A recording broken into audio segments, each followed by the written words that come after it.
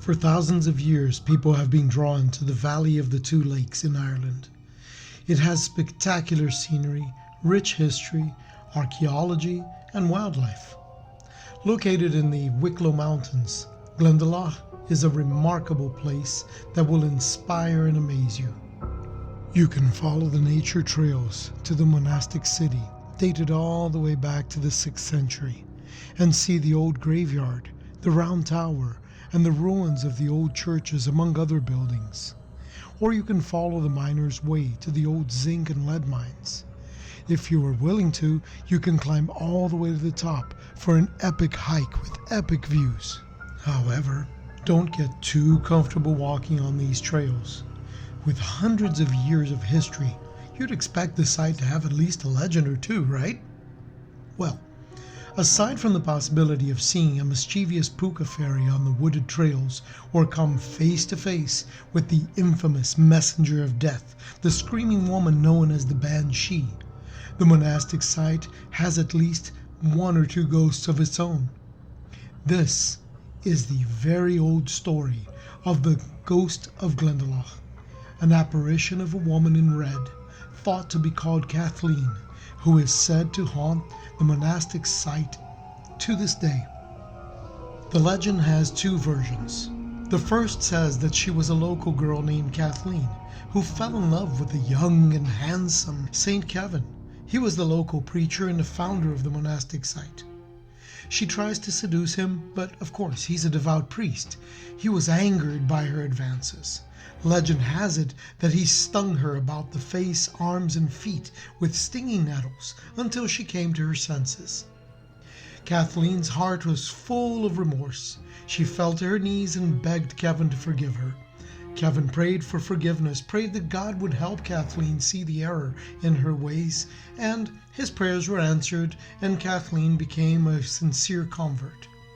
The second version, however, is darker and portrays her as a temptress who became infatuated with a young and handsome holy man. In this version, he is responsible for her loss of life.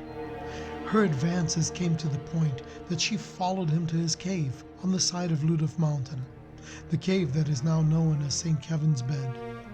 Kevin was infuriated by her non-stop advances, and eventually he pushed Kathleen over the edge of the mountain into the lake below, where she drowned. Kathleen's ghost has been spotted at Glendalough on a few occasions to date. In November of 1970, on All Saints' Day, a couple visited the site and were taking photographs. When the film was developed, one of the photos seems to show the figure of a woman standing a short distance from the photographer's partner. However, they swear that there was nobody there. A few years later, another tourist captured what appeared to be a woman in a long red gown and a shawl, walking quickly towards the tower. Again, they swear there was nobody there when they took the photo.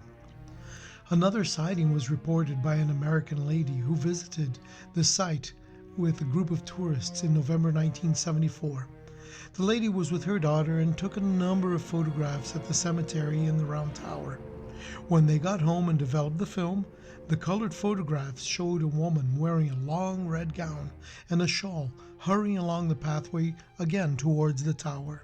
American tourists Dick Fuller and his wife were visiting Ireland for St. Patrick's Day in March of 1975 when he had his own experience.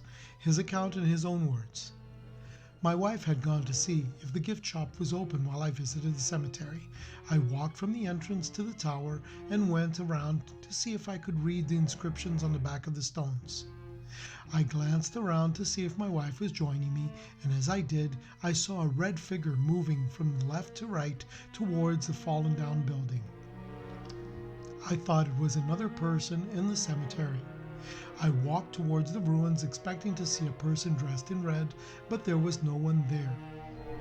Since there was only one entrance, the person couldn't have appeared without passing me. As far as I'm concerned, I saw a ghost." Aside from the lady in red, there have been other ghosts spotted in the old monastic city. There have been many reports. For example, a ghost of a monk was spotted in a black robe in the graveyard. Some previous visitors claim that there's even more than one monk. In the early 2000s, a group of friends set up camp, picnicking in the site. About an hour into their visit, they were disturbed by the sounds of footsteps. They looked around and saw what seemed to be a group of monks standing near them. They were just scared and they just ran out of there, not wanting to know whether they had been pranked or not. One thing is for sure, Glendalough is an incredibly beautiful and naturally haunting location, even more beautiful in the autumn. It is a place of stunning beauty that will inspire you. However, after dark it takes on a different feel altogether. The landscape seems to change, the trees seem to grow taller and darker, and the cover of darkness seems to provide the hiding place for creatures only your imagination could create. Visit the site, take in the views, walk the trails, but always keep your eyes open and leave before dark. Do you know of other stories of Glendalough? Have you visited the site yourself? If so, let me know down in the comment. I hope you enjoyed this video, and if you did, please let me know by clicking that thumbs up button. To keep up to date with all my videos, please consider subscribing. If you have a little more time and you want to see more amazing locations, check out this video that I've selected for you. Thanks for watching, and I'll see you in the next one.